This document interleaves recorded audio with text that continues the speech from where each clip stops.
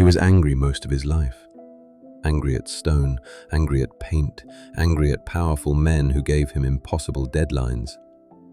He didn't want to be famous. He didn't even want to paint. And yet, some of the most powerful images of the human body ever created came from his hands. He believed beauty wasn't invented, it was extracted, pulled out through struggle. Those beliefs didn't just shape his career, they reshaped the Renaissance. He was born in 1475 in a small town in Italy, at a time when Europe was rediscovering the ancient world. Artists were no longer expected to simply decorate churches, they were expected to think.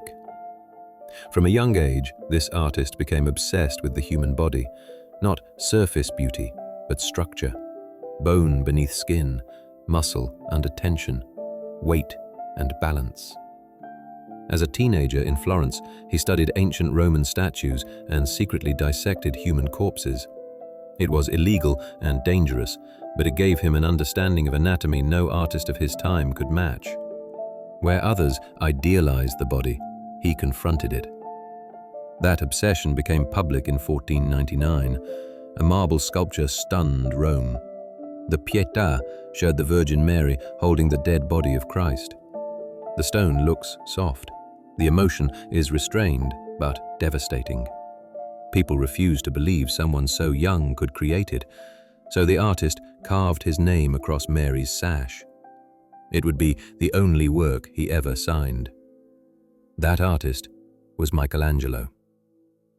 Here's what most people misunderstand. Michelangelo's greatest works were never about beauty. They were about tension. In 1501, Michelangelo was given a massive block of marble other sculptors had abandoned. It was cracked, weathered, and considered unusable. He accepted it anyway. Between 1501 and 1504, he carved David. This David is shown before the battle, alert, focused, calculating, every muscle tight, every vein visible. This wasn't decoration, it was psychology carved in stone. When David was unveiled in 1504, Florence saw a symbol: human intelligence, self-control, and the belief that reason could defeat brute force. Then came the project he never wanted. In 1508, Pope Julius II ordered Michelangelo, a sculptor, to paint the Sistine Chapel ceiling. Michelangelo resisted, but he accepted. Between 1508 and 1512, he painted over 300 figures, working alone on scaffolding with paint dripping into his eyes. At the center of the ceiling is the creation of Adam, completed around 1511. God and man reach toward each other, not as ruler and servant, but as reflections of the same creative force. Painting was changed forever.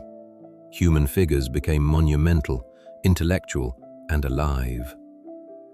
More than 20 years later, between 1536 and 1541, Michelangelo returned to paint The Last Judgment.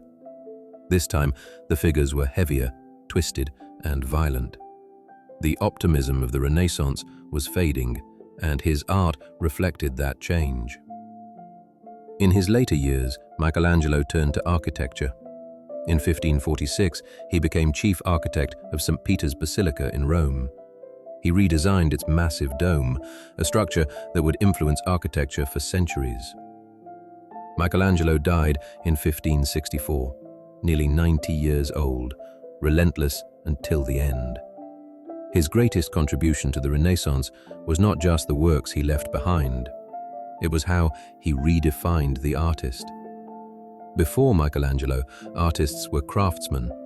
After Michelangelo, they were creative forces, driven by vision, conflict, and individuality. Michelangelo didn't just carve marble. He reshaped what art was and what an artist could be.